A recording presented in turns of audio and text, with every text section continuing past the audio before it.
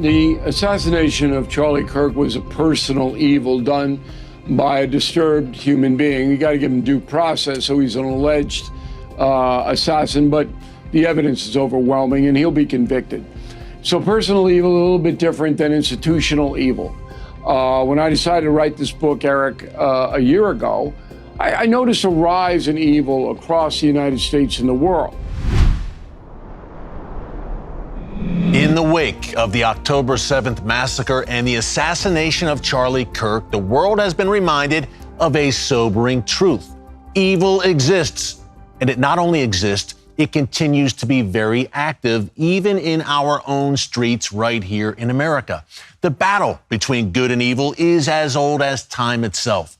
And in his brand new bestseller, Confronting Evil, Assessing the Worst of the Worst, Bill O'Reilly breaks down what's happened throughout history when good men and women have stood aside and done nothing in the face of evil.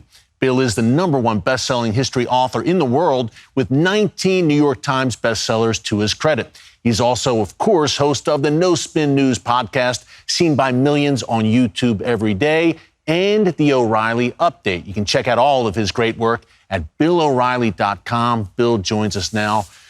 Bill, talk about timing. The book is released on September 9th. Charlie Kirk, murdered in cold blood on September 10th. We're still dealing with the fallout of that, of course.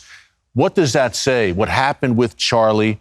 And clearly a movement of evil in our nation right now, coming to a head really with Charlie's assassination. What does that say about the state of things in America right now? Well, the assassination of Charlie Kirk was a personal evil done by a disturbed human being. You got to give him due process, so he's an alleged assassin, but the evidence is overwhelming and he'll be convicted. So personal evil, a little bit different than institutional evil. When I decided to write this book, Eric, a year ago, I noticed a rise in evil across the United States and the world. And the poster boy for that is Putin, who's on the cover of Confronting Evil along with Mao, Hitler, and the Ayatollah Khomeini. Putin basically is accepted by the Russian people. And they don't overthrow him. There's no general strikes like Gandhi did in India. There's nothing like that. And Putin is slaughtering innocent women and children. He attacks civilians in Ukraine. That's his war tactic. And you don't get more evil than that. And in America, I following the soft on crime progressive movement, which has destroyed cities like San Francisco, LA, Chicago, probably New York coming up. We have a communist mayor that might win, this guy, Mandani. And all of that is in the face of people either supporting it or turning away from it. And that's all evil needs to prosper. So that's why I decided to write the book. Yeah, Bill, it's a great one. And the role faith plays in all of this, Bill, what happens to a society when it abandons faith? Of course, America, we're seeing maybe some stirrings of religious revival in our nation right now. But look, we've been trending very secular, of course, in previous years. What role does that play when evil rises in a society? Does it turning away from faith? And in our case, maybe in the case of the West right now, turning away from those bedrock Judeo-Christian values, what role does that play in people embracing evil? Big. Because the concept of sin in theology is what has kept people over the centuries pretty much in line. So when I was a kid, I went to Catholic school. And by the time I was 7, which is supposedly the age of reason, I knew that you don't lie, you don't steal, you don't beat up your friend. There are things that are sinful. I knew that. But in secular places, there's no judgments made about behavior any longer. And we have people now committing heinous crimes that are not even punished. They're not even punished. And you're going, whoa. In America past, when religion had more authority here, that was very rare. It couldn't happen in most places. But now it is common. And that is all at the doorstep of people looking away from theology and into themselves, that there is no greater good, there is no higher power, I can do what I want. Evil loves that. Yeah. And Bill, we see the ramifications of not confronting evil in the book. Look, you lay out the worst of the worst. As you mentioned, Mao, the Ayatollah, Stalin, Hitler, and we're still dealing with the repercussions of their tyrannical rule, their butchery of their own citizens today. Did that jump out at you that, Sure. look, the mistakes that are made, the refusal, the reluctance to confront evil, it has ramifications for generations to come? Every person, all 15 evildoers profiled in my book, are relevant to today. So you go, oh, you start the book with Caligula. I don't actually start with him. I start with the attack by Hamas on October 7th to put you vividly right in the middle of what evil really is. I'm putting you right in that Israeli town. And that is the introduction to the book. Then we go to Caligula. They go, well, you know, Caligula, Rome doesn't have any. Yeah, it does. Because Rome collapsed because evil took over. And that could happen to America. I don't think it will, but it could. Yeah. And by the way, you mentioned starting the book with October 7th in the intro, Bill. It's absolutely gripping. I was at that kibbutz in the aftermath of the October 7th massacre at Kibbutz Be'eri, and you lay it out in stunning detail what Hamas did. And the only word I can think of is demonic. And I think that's what we're seeing more and more. Talk about some of those figures throughout history. Caligula, fascinating chapter. Genghis Khan, someone you identify, Bill, as a psychopath. Talk more about him. Obviously, a famous historical figure, but certainly among the worst of the worst. And you lay it out and you take us inside his culture or civilization or lack thereof. Genghis Khan's evil spread from the Pacific Ocean in China all the way to Hungary in Europe. Millions of people were killed by Mongol raiders who perfected the art of warfare on horseback, which is why the Great Wall of China was originally started. And I was in China in May, and I went up to the Great Wall, and to this day, the Chinese people fear outsiders. And that started with Genghis Khan, which is, again, why it's relevant to today. But Khan was a particularly ruthless barbarian who had no limits at all, none. And he enjoyed killing people. He had that in common with Hitler and Stalin and Putin. He enjoyed it.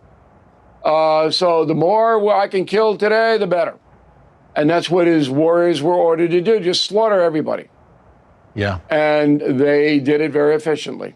No doubt. And you lay it out, Bill, in such great detail. You're such a great historian, of course. And you see the parallels with a barbarian like a Genghis Khan, no value for human life, and Hamas and that October 7th massacre, that entire Iranian ring of fire that we see today. The drug lords, the drug trade, El Chapo, Pablo Escobar, you get into that. And obviously, over the past several years, President Trump, it's been a miracle at the southern border over the past 9 months. But in the years prior, we had a literal invasion of our southern border where some great evils seeped into our country. Talk about the nature of that drug trade south of the border and how evil that really is. It's a nasty business. Millions of people, Eric, millions of people have been killed by their own hand. They're responsible somewhat for their own deaths. But narcotic smuggling is as evil as it gets. And, you know, here in New York, you can sell heroin on the street and you wouldn't even get arrested in some places. That's how appalling this whole thing is. But these vicious cartels made billions of dollars. They don't need to make any more money, these guys. They have all the money. They couldn't possibly spend it, but they continue to do it. And they don't care who dies, if children are addicted, enslaved. They don't care about any of that. And then we have governments like Mexico that look the other way, that allow the cartels to assume power to do all this heinous stuff. I remember a conversation I had with President Trump in his first term. And we were at Mar-a-Lago, it was just me and him. And we were talking about policy around the world and about how he was very successful in dismantling the jihad, ISIS, Al-Qaeda, Revolutionary Guard, Soleimani, and he was very proud of that. He said, look, we got a lot of the evildoers, we got a lot of the bad guys. And I said, now you got to look at the cartels. And the discussion was, well, what can we do? You got to kill them. Mm-hmm. And I said, you can designate them terrorists the same way you did with the jihadists. And that gives you the legal authority in the United States to use the military to wipe these guys out, because that is not going to stop any other way. And just this week, we're saying the U.S. military take out the drug boats from Venezuela, a corrupt narco state. And soon that's going to happen in Mexico, whether the Mexicans like it or not. And it should happen, because the president of the United States has an obligation to protect the American people. And Biden's open border was the worst dereliction of duty I've ever seen of any president. Okay? Allowing that flood of humanity, 12, 15 million foreign nationals, and tons of narcotics to come into the country for no reason. There was no reason to do that. And that was an evil act. I'm not saying Joe Biden was evil. I'm saying what he did, that policy, that was evil. Yeah, Bill, well said. And now President Trump is trying to clean up that mess. Hey, you trace how fentanyl, talk about a great evil, in our streets in America. Fentanyl originating in China, they're shipping it here. It comes up through Latin America into our country. Can you talk more about that scourge? And you dig into it in the book a bit, and that it's killed tens of thousands of Americans at this point. More than that. Fentanyl is simply another device to bring pain to the human condition. When I was in Beijing in May at the request of the Chinese government, we were discussing President Trump and will he visit Beijing? And I said, if you want him over, you're going to have to give him something. And they said to me, this is the Chinese Politburo, well, what could we give him? And I said, get out of the fentanyl business. You don't need that. That's killing hundreds of thousands of people all over the world. Why are you involved with that? What good does that do China? Silence. They had no answer. So that's the kind of evil, drugs, that kind of goes through the cracks. People are outraged by Charlie Kirk's assassination. They're outraged by the terrorism that we see around the world. But the drug thing is, they're not outraged. I am, because I know people who's lost their lives, and I tried to paint that picture as vividly as I could in the chapters. But more people need to say, no more drugs. Yeah. That is a great, great evil. No doubt. And look, we see Mao, who you highlight in the book, or should I say lowlight in the book, Mao Zedong, his legacy living on in communist China today. You talked about Vladimir Putin. And look, if it's Putin or the Ayatollah Khamenei, the successor of Khomeini, who you highlight in the book, Iran, Russia right now, behind much of the chaos in the world. Talk about that a bit, Bill, with Iran in particular. It was like in 1979, a great evil was unleashed, not only upon the Middle East and the people of Iran, but upon the world that we're still dealing with today. Yeah, I mean, the Shah was an evil guy, but he wasn't nearly at this level. And the Persian people said, no, we don't want him anymore because he's corrupt, and he was. But now we're going to get Ayatollah Khomeini in from Paris, and he's going to wipe out all the infidels. I mean, come on. The Persian people allowed it. And the Russian people allow Putin to do what he does. And you go to China, he killed 20 million Chinese, Mao did. And his picture's everywhere. Imagine if an American killed 20 million of his fellow countrymen. Would his picture be everywhere? It's an insane world. And you have to start to understand what evil is and fight against it, or it becomes more pervasive. Yeah, we've got this gathering storm, it seems. Communist China, Putin's Russia, Iran, North Korea.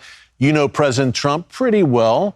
What's your sense, Bill, of his approach to confronting evil? It seems like he's doing exactly that right now. I think of obviously destroying Iran's nuclear weapons program, taking a tough line with Putin and China. What's your assessment, as someone who knows him pretty well personally, of President Trump's view on all of this, on the need to confront evil? Well, last Thursday, he asked me to come to Yankee Stadium for the 9/11 game, which I did. When a president asks you to do something, you do it. Yeah. And I gave him a copy of my book. And I said, look, I know you're busy. You might not have time to read the whole book, but read the Putin chapter, okay? Because this is a guy you got to deal with.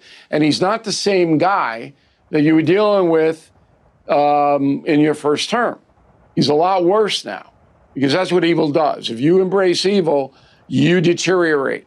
And Putin's a psychopath with nuclear weapons, and ultra dangerous. But I do think that Donald Trump sees and has clarity about danger. That's the key word. Canada, Europe, Australia, the rest of the Western world, or what's left of it. How concerned are you with evil rising clearly in all quarters, and you document it in the book? How concerned are you with the future of Judeo-Christian Western civilization? I'm not that concerned on a macro level. I think the Europeans have got a huge wake-up call on this Putin situation, because they know they're next. If he starts to, when you're shooting missiles into Poland, I mean, that's pretty much critical mass. Yeah. In the United States, here's something interesting you might want to think about, Eric, and your audience as well. The legacy of Charlie Kirk is going to be that heinous crime has captured the attention of almost every single American. Americans are engaged in that. They know it's evil. They know what happened. The media can't spin it. You're not going to forget it. And I think there's going to be a resurrection of people saying enough, that we're going to fight evil in our own neighborhoods, our own families sometimes. We're not going to look away anymore. If that happens, that will be Mr. Kirk's legacy, and I think there's a good chance it may. Yeah, amen. Bill, from your lips to God's ears. And Charlie, for the great influence he had in life, it might sound crazy, his impact in death may reach even further. And as you said, could spark a resurgence in not only in faith, but in the American people. And again, enough is enough. Hey, an interesting chapter in the book. Now, we've talked about tyrants and dictators. A chapter on the captains of industry. Now, a lot of us learned about them in grade school and high school. Tell us about some of the evil that went on there. Well, you go to New York, you go to Rockefeller Center, right? Yeah. You go to Carnegie Hall. There's a financial institution, Morgan Stanley. All these guys were robber barons. They made their gazillions off the backs of American laborers. No safety, miners getting killed, people in factories getting burned up, 8-year-olds working in the factories. And turn of the century, 20th century, no protections for the workers. And these robber barons gutted them. And we tell the stories of how it happened. I injected them into the book because I wanted to bring in a hero. The book needed at that point a dose of good. Mm-hmm. And the dose of good was President Theodore Roosevelt, who went up against these robber barons, the Gilded Age people, very powerful people. To this day, they're powerful, even though they're dead. Okay, and he beat him. Roosevelt beat him. And he slapped them down. The Supreme Court sided with Roosevelt, and then worker protections started to rise. That is an exceedingly important chapter to know that evil can be defeated. And Teddy did it. Yeah, that was an eye-opener for me, Bill, and it's such a great read all around. At the end of the day, big takeaways from the book. The results, obviously, the repercussions when good men stand aside and do nothing in the face of evil. Your big takeaways with the book and anything you learned along the way. You're a historian, obviously. You've wrote many #1 New York Times bestsellers on historical topics. Anything you learned along the way from this book with some fascinating, diabolical, but fascinating historical figures? I learn stuff from every book I write because it takes a year to put them together. And the research comes first, and then I'm the storyteller. I tell the story. But I think the most dramatic thing I learned was about Putin's childhood, the horrendous childhood that he had in communist Russia, in the Soviet Union, and how that molded him into this unbelievable killing machine with no remorse, none. He didn't have a human feeling in his whole body. All right, you got to understand where he came from. and how that happened to really understand the man. And that's what I was talking to President Trump about. So Trump had a vision of Putin in his mind from the first term. It's totally different now. Dealing with a different guy now. And in order to get anything done, in order to tamper, defeat evil, got to know who you're dealing with. Got to know the capacity, and then you find a way. There's always a way. And I think Putin will go down, but boy, it's one difficult problem, that's for sure. No doubt. The world's largest nuclear arsenal. And I think of Sun Tzu, Bill, the first rule of war, know your enemy. And you lay it out beautifully in the book. Okay, BillO'Reilly.com, of course. Tell us what you're up to. You've got so much going on right now. And tell us where we can pick up Confronting Evil, Assessing the Worst of the Worst. Well, you can get it free, Eric, if you go to BillO'Reilly.com, sign up for premium or concierge membership. We'll give you any of my books, including Confronting Evil, absolutely free. If you do the math, we're pretty much giving you the membership, which is a lot of fun.